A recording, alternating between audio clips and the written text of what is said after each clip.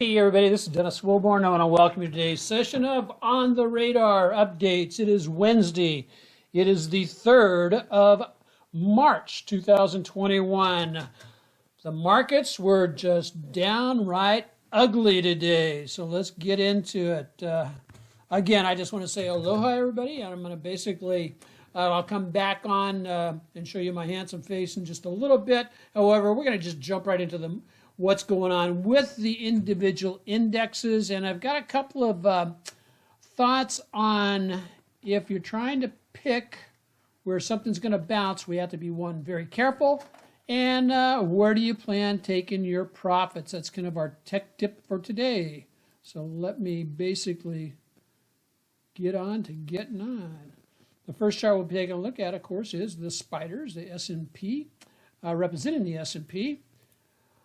Every one of the indexes today closed at their lows. In other words, are close to their lows, really darn close.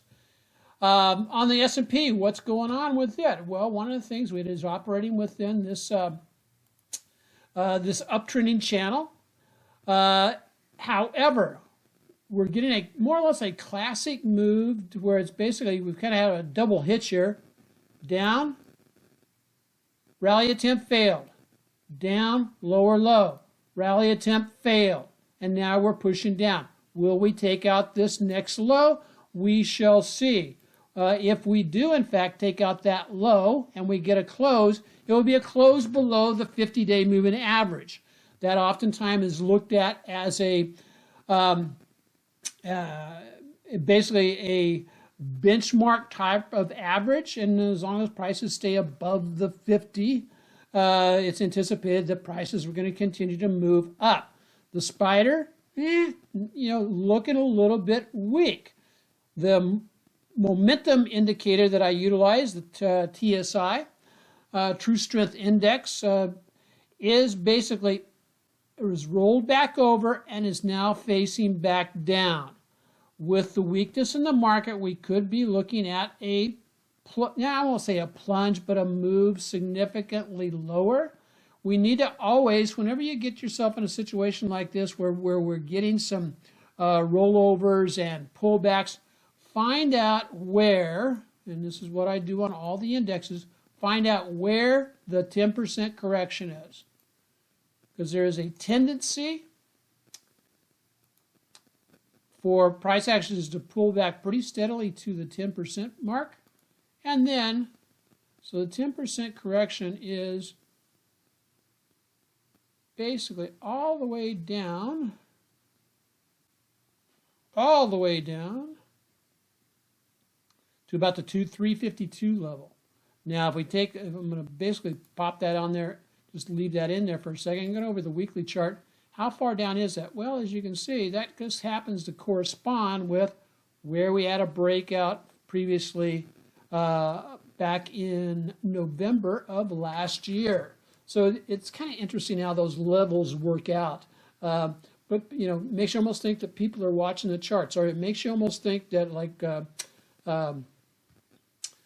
Jesse Livermore said, he was convinced that patterns were repeated because of the charts reflect the psychology of the people buying the stocks and or the markets behind it, and which kind of makes sense. And he says because human nature definitely doesn't really change. In fact, it hasn't changed very much for almost ever. Anyway, let's see. Take a look here. We took out the lower low on the Qs. We're also having basically here's the drop. Here's the rally attempt going in on Monday, a bearish engulfing of that pattern. Let's draw this up a little bit further. And now we're taking out the lows. And if I'm not mistaken, let's take a real quick look here.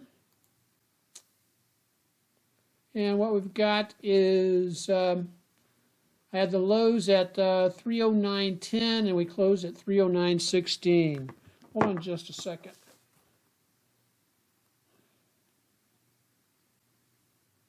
I just want to say hello to anybody who may have joined us. I am monitoring what's going on Instagram. So if you do have a stock you want us to take a look at, just give me a scream. So where might we go from here? Well, that's one of the things we want to basically take a, this is where we start using our Fibonacci's. And the Fibonacci's basically can tell us approximately where we might go, but also we can take a look and look to your left. Where's the level of past support? Well, right there at the 305 level. So that's only $4 below where we're currently at. And then we also have another place where it did a breakout here at the 299 level. So that's kind of interesting areas to be watching. We can lay on a couple of Fibonacci's. Let's throw on a Fib, we'll do that really quickly on this past move up from there to there. The 50% retracement level is right there at the 302 level and just happens to, again, coincide with past levels of breakout, past breakout areas. The 618 is right there. It also is corresponding with where it broke out from before. So the Fibonacci Magic Fib box looks like it might give us some support. We'll have to take a look at that at another, and to see if that in fact is the case. The other place we can go to get some idea of where prices might fall to is go ahead and do a Fibonacci extension. And on this particular case, I want to extend from the high back here in February down to the low just the other day, back to the high from actually Tuesday of this week. And where does it go? That gives us a trajectory down to the downside, the 100% move, about 297. And what's this one? The 78% retracement, about 302. So as we said earlier, that reflects these areas here. That reflects past areas of support where we could, in fact, look for a turnaround. 100% retracement takes us down to the 297 level. Look to your left. Yeah, that's where we broke out of previously. So keep an eye on that. So NASDAQ right now is the weakest of the tracking indexes that I track. And let's jump over here to IWM. We've been waiting for the Russell to kind of catch up with the other indexes. It is still holding. Okay, it finally broke down today, again, below the 20-day moving average. The jackhammer effect, hammering on the moving average, is starting to bend those over. We'll see what it does. If it gets down here to the 34, is it going to fall below that and close below that? If it does, look for it to go on down and come close to tagging the 50-day moving average. It's basically just in a slight little downtrend. It's almost like a little bit of a rounding top type of a procession. One could also make an argument that there's a head and shoulders thing going on here. There's the head, and maybe that's the little shoulder right there, coming up across there. One could make that argument. I'm not going to make that argument right now. I'm just going to follow the charts to see where it's going.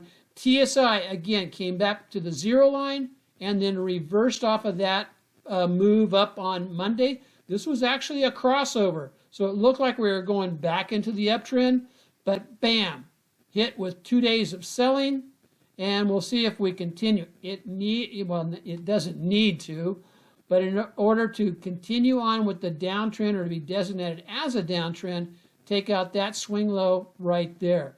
We can also grab that trend line there, and I'm going to basically just duplicate that.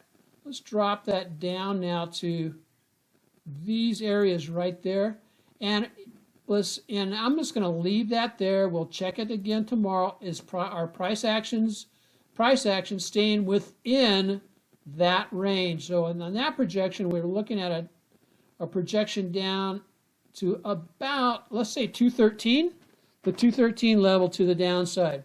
So that looks very interesting. A couple of things I want to talk about. We have a wobbly, I want to just call it, the indexes are weak and wobbly. I want to show you a couple of tech tips, and one is on Tesla.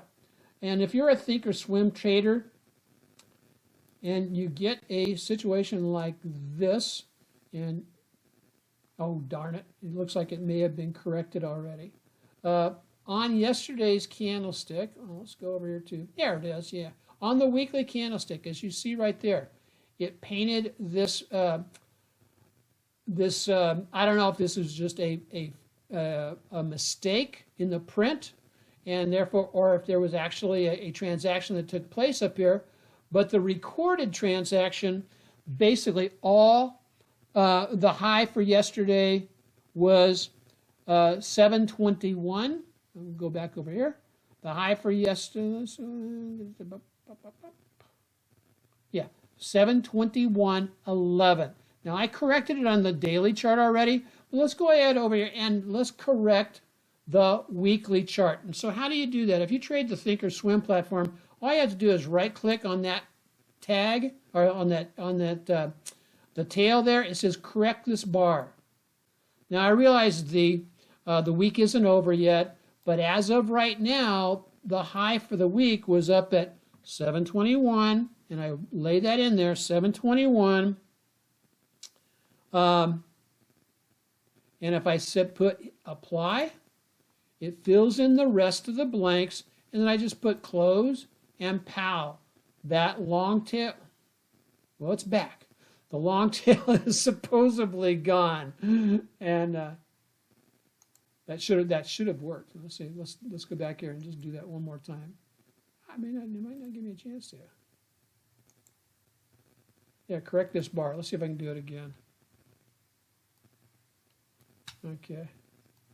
Yeah, 721, 11. I'm going to apply that one more time. And I'm going to close it. And for the moment, yep, it popped back. And sometimes it will do that between the weekly and the daily, because you know why? The weekly's not done yet. And so that's how you would go in and correct that if you needed to at the end of the week. Because remember, the high for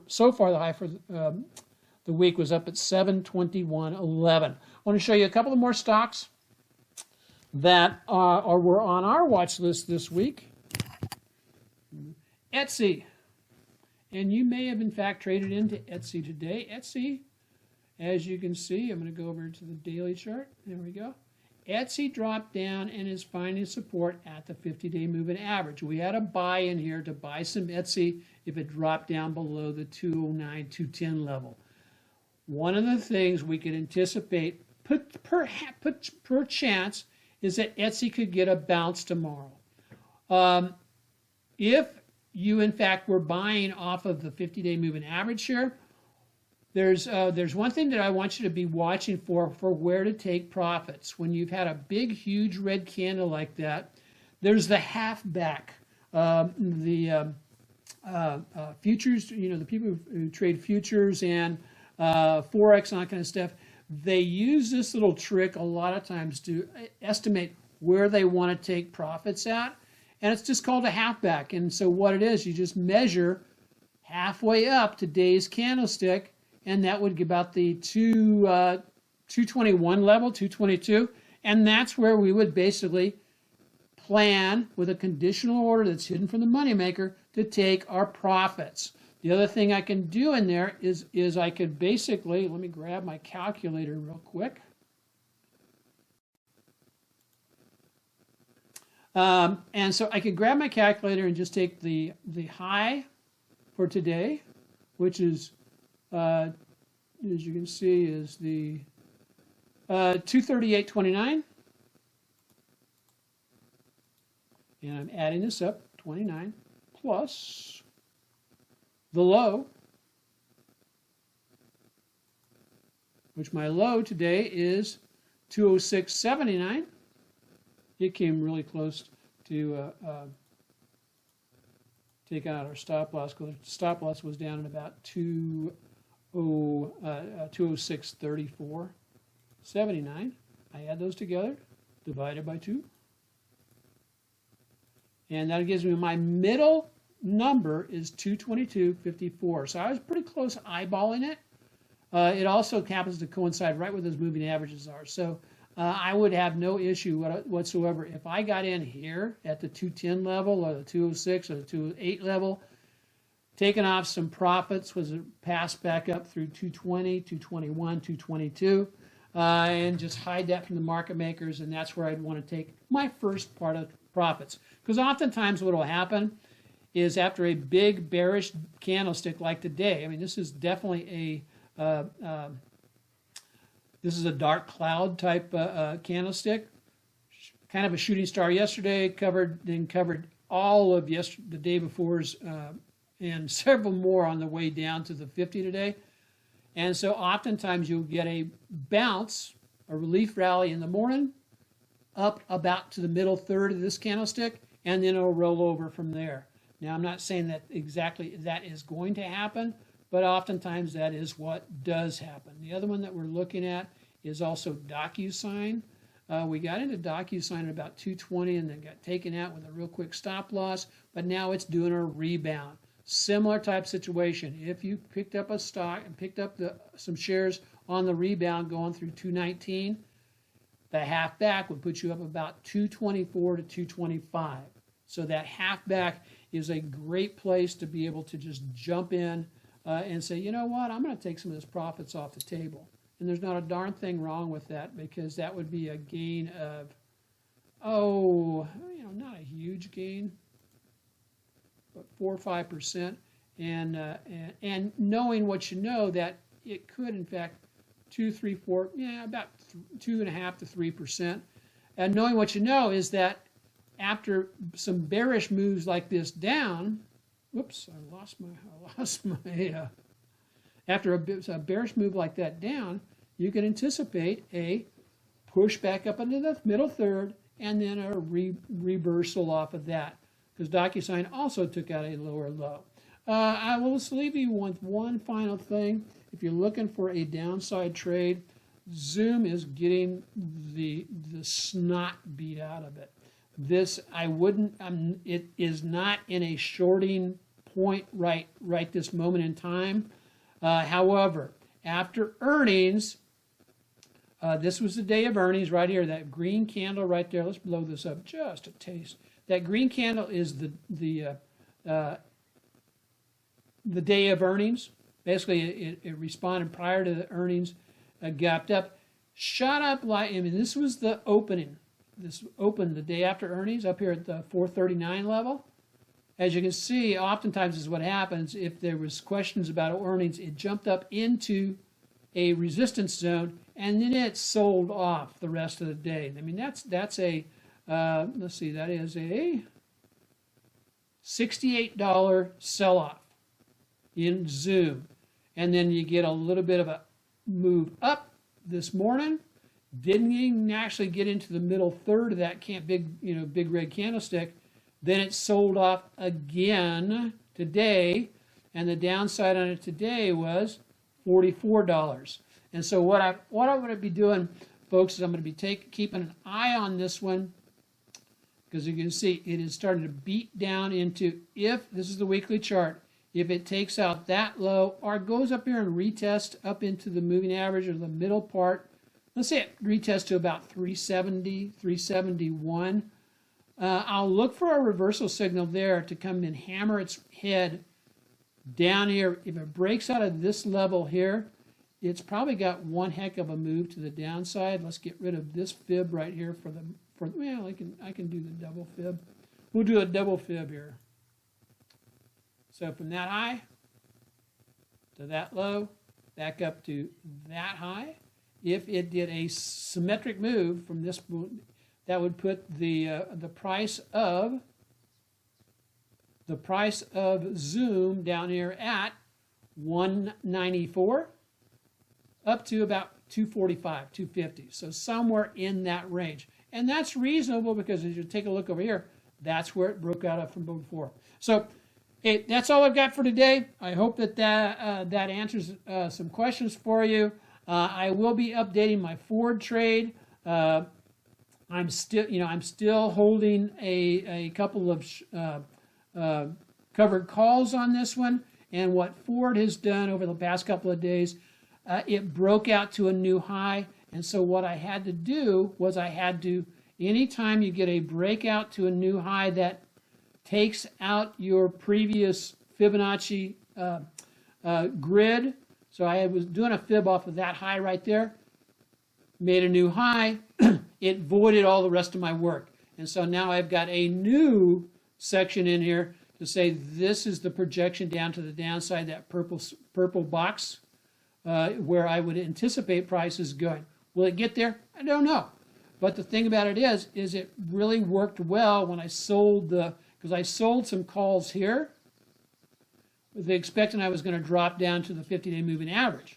Well, those callers are still in place, and one of them is up a little bit, and the other one is only down 17 cents. And so I'm good with that. And I've got Thursday and Friday for it to get down, if it even gets down to $11.70, $11.55, both of those will be basically profitable, and so then we'll go from there.